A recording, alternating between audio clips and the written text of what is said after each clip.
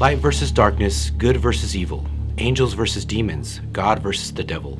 The Bible teaches that we wrestle not against flesh and blood, but against principalities, against powers, against the rulers of the darkness of this world, against spiritual wickedness in high places. In 1976, West Germany, a young girl named Anna Elisabeth Michel fought her final spiritual battle with the demons she claimed possessed her.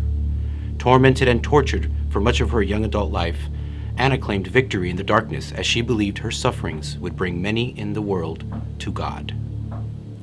This is the story of the Exorcism of Anneliese Michel.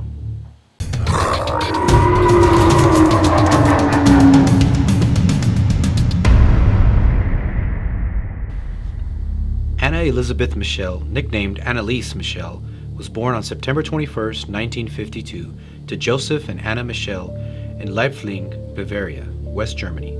She was raised in a Catholic home alongside her three sisters, and everyone who knew the Michel family thought them kind and pious. Anneliese was small for her age, growing up, and was often prone to illnesses as a child. However, her schoolmates and the people who saw her on a daily basis claimed she was quite normal. Often cheerful, exuberant, and extroverted, she made friends at school and grew up relatively healthy and happy. In the fall of 1968, at age 15, however, Anneliese had her first strange and terrifying encounter. Anneliese woke in the night to a feeling of horror. She felt gripped by a great power that prevented her from moving. Her bed was soaked in urine, and fear threatened to choke the life from her. Her heart pounded in her ears. She couldn't breathe. She couldn't scream for help. The seconds felt like hours, and then in the blink of an eye, it was over. Anneliese didn't know what to make of the incident, and neither did her family, but they continued on living life and put the strange occurrence behind them. Almost a year later, Anneliese had the same frightening experience once again in the middle of the night. This time, her family decided to take her to see a psychiatric doctor. Her medical checkup and detailed neurological examination showed no defects. However, the doctor diagnosed her with grand mal epilepsy. Anneliese was hospitalized for a time so the doctors could keep watch over her. During her stay in the psychiatric ward, Anneliese's friends recall several incidents where Anneliese would have strange spasms and her hands would twist and contort. They also witnessed her blue eyes turn black as night on several occasions during these spasms. In 1970, Anneliese encountered her third seizure-like incident, and the doctor started her on medication. She was prescribed an anticonvulsant medication named Dilantin. Her symptoms only worsened from here as she began seeing demonic faces everywhere. The doctors then prescribed her an additional medication in the form of Aolopt, which was used to treat various forms of psychosis, including schizophrenia and delusions. She then began hearing demonic voices in her head, tormenting her. They would tell her she was doomed and that she would rot in hell. Although she was in and out of the hospital and missed an entire school year, Anneliese was a gifted student and was able to pass her exams and graduate from high school. She moved on to attend college at the University of Würzburg. During her time in college, Anneliese slowly sank deeper and deeper into darkness. None of the medications she had been prescribed were helping her. She soon began hearing noises in her room at night. She would tell her mom, "Something is making a noise in my room." Her mother sent her to an ear specialist to be checked out, and they found nothing wrong with her ears or her hearing. It wasn't until Anneliese's sisters began hearing strange noises in the house at night as well that the family truly began to fear something spiritual and dark may be tormenting the family, and more specifically Anneliese. These sounds only grew worse for the girls as one night they heard tapping sounds coming from under the floor. After some time, the sounds moved to the wardrobe. Finally, they heard the tapping in the ceiling above them.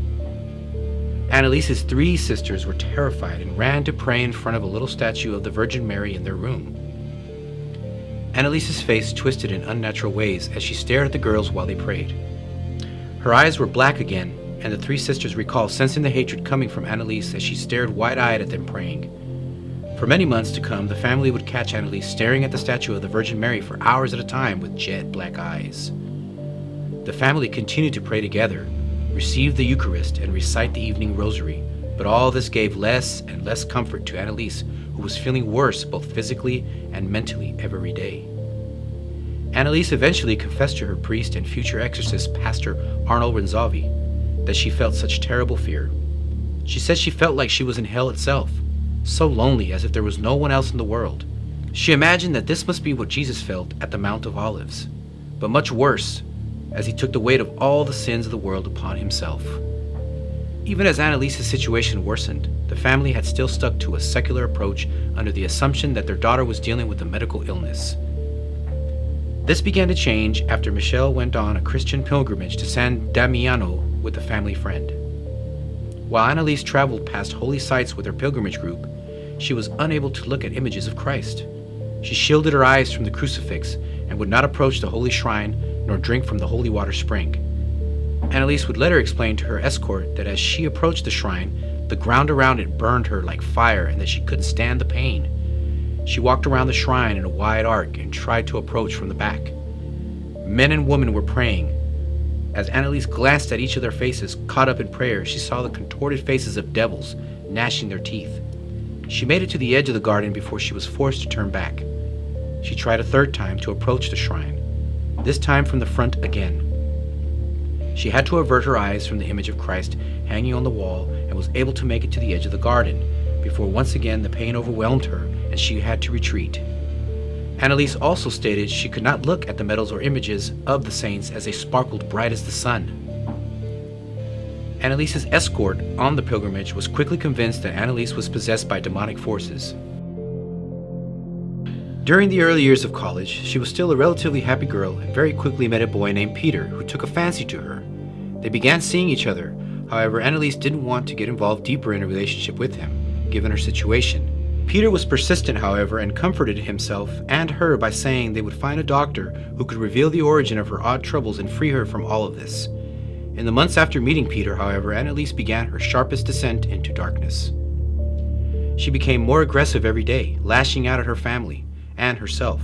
She began to mutilate herself. She would urinate on the floor and drink it off the ground. She would eat bugs, spiders, and other insects.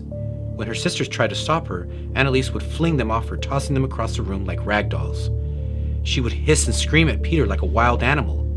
She would bite and claw at her family, and when she couldn't get to them, she would harm herself again. She would scratch and chew on the walls, shattering her teeth and tearing her fingernails off.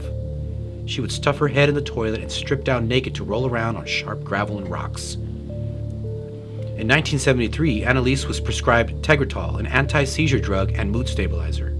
Again, the medication did nothing for her.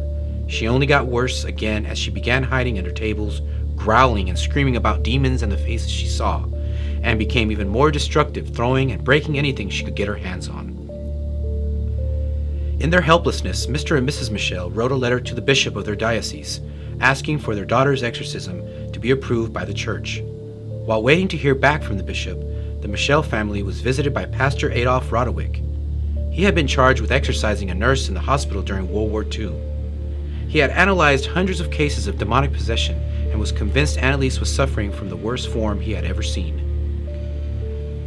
As all of this information made its way back to the Bishop of Würzburg, Joseph Stengel approved the exorcism and charged Pastor Arnold Rentz and Pastor Ernst Alt with performing the exorcism. The diocese bishop must choose an exorcist or exorcists that are experienced but also lead exemplary lives. An exorcist with a spotless background is an absolute requirement when doing battle with the devil and his angels. When pressed, demons will use any weapons. They have to fight back against the priests. Any stains in the priest's past will be used against him to weaken his fight and sow doubt. When left with no ammunition, the fallen turned to cursing and shouting obscenities. Just prior to her first exorcism, Anneliese told her family that she wanted to suffer for the sins of the world. The first exorcism in 1975 quickly set expectations for the two priests. When exposed to holy water, Anneliese howled, tossed, and turned. She was held down by 3 men, but continued to bite and claw at them. She howled worse every time holy water was used. She screamed profanities at the priests, calling them every foul thing under the sun. After getting permission from Anneliese, the priests began recording their exorcism sessions.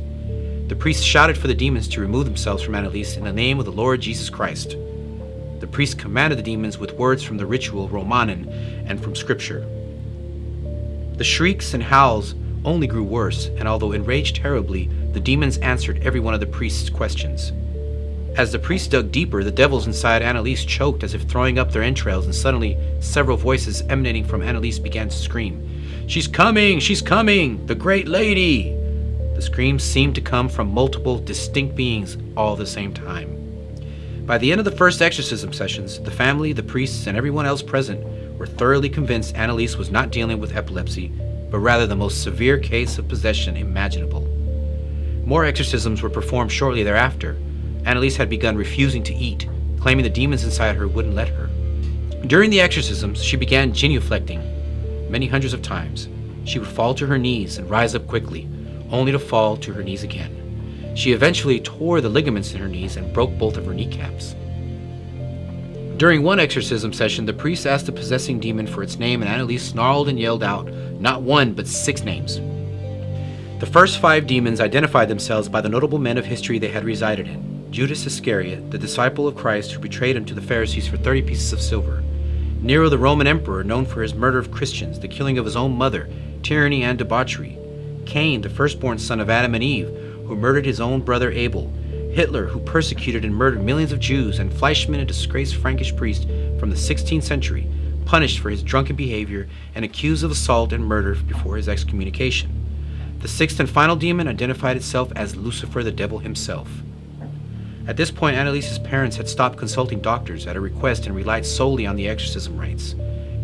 During moments of calm, Anneliese continued to express her desire to die to atone for the wayward youth of the day and the apostate priests of the modern church. By 1976, Anneliese was undergoing 1 to 2 exorcisms every week, sometimes lasting up to 4 hours. She was emaciated and weighed less than 100 pounds. She continued to refuse to eat, but now she said it was her choice, not the demons. The final exorcism took place on June 30th, 1976. Anneliese, too frail to perform the genuflections herself, was helped by her parents. On the tape recording, Anneliese spoke for the final time. She spoke to both of the priests and told them to beg for absolution. She then turned her attention to her family. With tears streaming down her face, Anneliese whispered, "Mother, I am afraid." The following morning of July 1st, 1976, Anneliese was pronounced dead. The official coroner's report listed the cause of death as malnutrition and dehydration. She weighed just 68 pounds. The following audio is actual unedited recordings of Anneliese Michel during the numerous exorcisms that were performed on her. We will only show a small snippet of the complete audio here, but the link to the entire audio clip will be in the description box below. Be warned, these recordings are frightening and disturbing.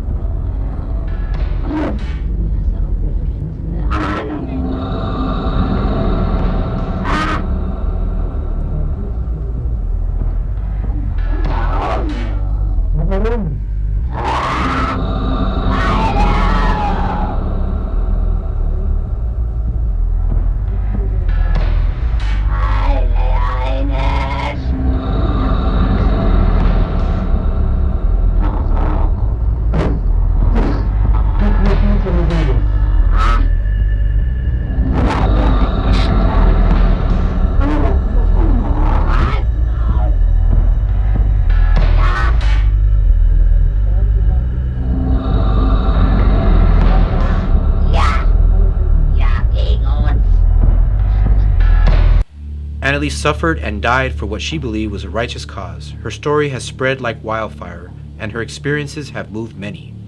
After Anneliese passed, her family and her priests were put on trial for negligence. The courts claimed they should have sought further medical assistance and that her life could have been saved if she had been force-fed even as late as a week before her death. The family and the priests were found guilty by the courts. Both the priests and Anneliese's parents continue to believe that they did the right thing with Anneliese. Many others side with the courts in thinking that Anneliese's life could and should have been saved by medical intervention, and that Anneliese was delusional or experiencing some other form of psychosis that was simply misidentified by her doctors. An interesting point that the family holds to, however, is that Anneliese was fully aware of what was happening to her. When she was not in the possessed state, she was aware of the demons and knew what they were doing to her. She was even content with her destiny and willingly chose to suffer to bring people to God. But what do you think? Was Anneliese Michel tormented by demons? Did she choose to suffer to help bring more people to God? Or was she medically ill and perhaps misdiagnosed by her doctors? Comment below and let us know what you think. Also, feel free to let us know what other content you would like to see us cover on the channel. Thanks for watching, guys, If you like our content and want to see more, be sure to subscribe and make sure to click the bell and turn on notifications so you can be alerted anytime we post new content. Also check us out on Facebook, Instagram, and Twitter. If you would like to help our channel grow, spread the word and share our videos. I'm your host Damien, and we'll see you next time on The Stranger Side.